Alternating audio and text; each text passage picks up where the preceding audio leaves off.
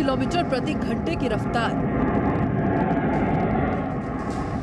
नाकाम करेगा दुश्मनों का हर वार। हवा में उड़ता अभेद्य किला। अमेरिकी राष्ट्रपति की तरह अब प्रधानमंत्री नरेंद्र मोदी के पास भी एयर इंडिया वन है, यानी वो विमान जिससे अमेरिकी राष्ट्रपति दूसरे देशों का दौरा करते हैं। वो विमान जिसे हवा में ओवल हाउस कहा जाता है। सुपर पावर अमेरिका की तरह अब भारत के प्रधानमंत्री नरेंद्र मोदी के पास भी एयरफोर्स वन की ताकत है।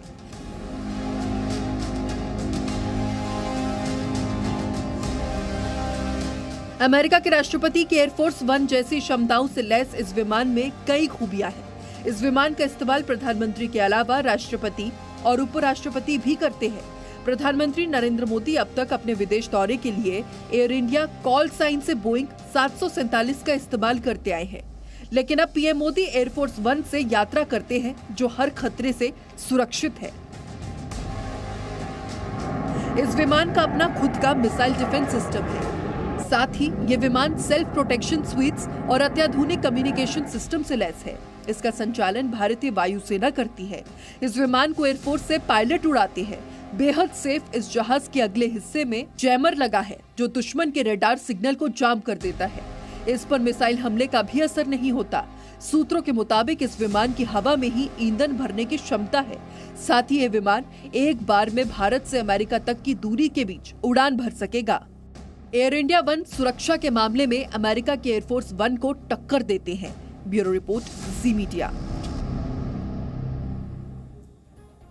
और इससे पहले प्रधानमंत्री जब भी अमेरिकी दौरे पर जाते थे तो विमान में तेल भरने के लिए अक्सर फ्रैंकफर्ट हवाई अड्डे पर रोका जाता था विमान को। और इस बार जब विमान ने उड़ान भरी और पाकिस्तानी एयर स्पेस का इस्तेमाल करते हुए अफगानिस्तान के हवाई क्षेत्र से बचते हुए अमेरिका के लिए रवाना हुए, ऐसा दूसरी बार है जब एयर इंडिया वन विमान से पीएम मोदी ने यात्रा की है। और इससे पहले वो बांग्लादेश की यात्रा पर गए थे। तो आपको हम मैप के जरिए समझा रहे हैं जिस तरीके से अपने आप में यह पहला मौका है। इससे पहले जब भी अमेरिकी दौरे पर पीएम गए, विमान में तेल भरने के लिए अक्सर फ्रैंकफर्ट हवाई अड्डे पर रोका गया था विमान को। और इस बार ऐसा नहीं हुआ। आपको बताएं, इस बार विमान ने उड़ान भरी और पाकिस्तानी एयर स्पेस का इस्तेमाल करते हुए अफगानिस्तान के हवाई क्षेत्र से बचा गया और अमेरिका के लिए रवाना हुए। दूसरी बार ऐसा हुआ जब एयर इंडिया वन विमान से पीएम मोदी ने यात्रा तय की और इससे पहले वो बांग्लादेश की यात्रा पर रहे थे। तो 13 घंटे का सफर तय किया बगैर रुके।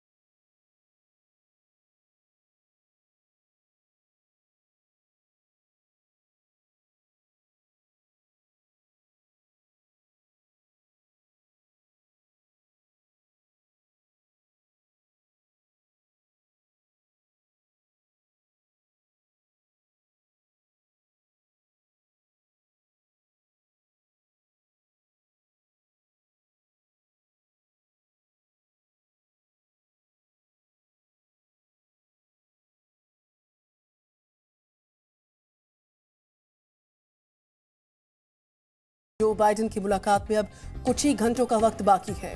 जो बाइडेन के राष्ट्रपति बनने के बाद फेस टू फेस दोनों नेताओं की ये पहली मुलाकात होने वाली है और इस मुलाकात के मायने दरअसल क्या है, इस रिपोर्ट में देखिए।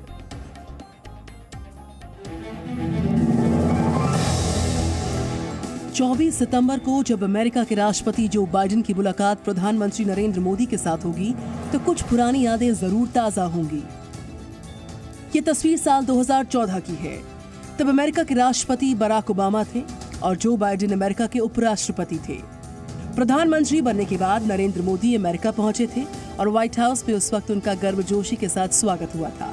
लेकिन आज अमेरिका के लिए परिस्थितियां भी बदली हैं और बाइडेन का ओहदा भी बदला है। अब बाइडेन अमेरिका के उपराष्ट्रपति नहीं, राष्ट्रपति हैं और अफगानिस्तान से अमेरिकी सेना की वापसी के बाद वो लगातार आलोचनाओं के घेरे में हैं। मैं आपको बता दूं, इससे पहले दोनों प्रधानमंत्री नरेंद्र मोदी और यूएस प्रेसिडेंट जो बाइडेन 3 बार बात कर चुके हैं और इसके अलावा 2 इम्पोर्टेंट इवेंट्स या समिट्स कह लीजिए, क्लाइमेट चेंज समिट और क्वाड का जो वर्चुअल बैठक हुआ था उसके अंदर एक तरफ से उन दोनों ने शिरकत किया था। अब सवाल ये है कि जब प्रधानमंत्री नरेंद्र मोदी और जो बाइडेन की मुलाकात होगी तो क्या बात होगी।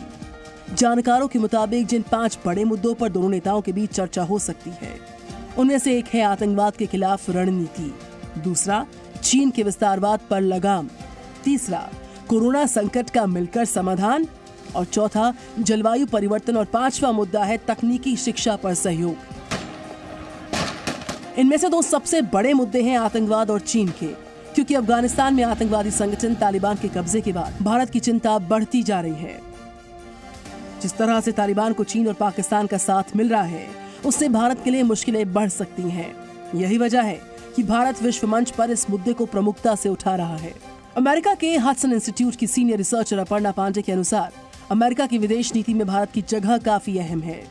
भारत के प्रधानमंत्री का यहाँ आना उस रेलेवेंस में कितना इम्पोर्टेंट मानते हैं आप? अफगानिस्तान से लेकर चाइना के बारे में,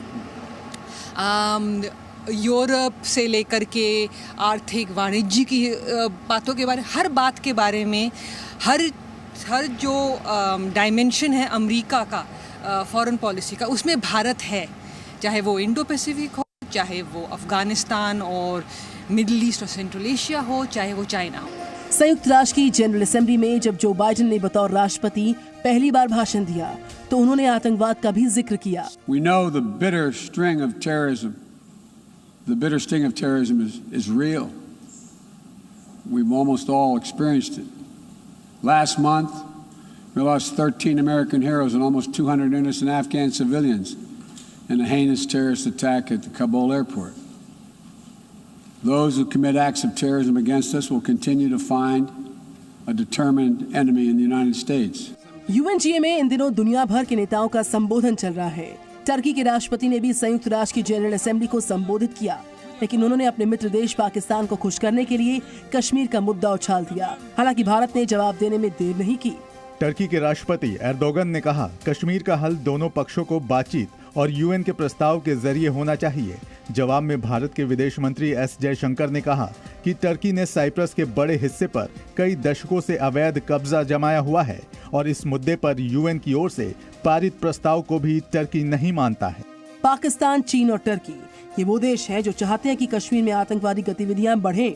दुनिया जानती है कि पाकिस्तान आतंकवादियों को पनाह देता है और चीन पाकिस्तान के आतंकियों को विश्व मंच पर बचाता है। ऐसे में क्या मोदी और बाइडेन की मुलाकात से ये उम्मीद की जाए कि आतंकवाद का साथ देने वाले देशों के खिलाफ दुनिया के 2 महान लोकतंत्र न सिर्फ साथ आएंगे बल्कि एकजुट होकर लड़ेंगे भी। अमित प्रकाश के साथ Siddhant Sibal, Zee media, Washington DC। Presenting B News app available on Google Play and App Store. Download it now.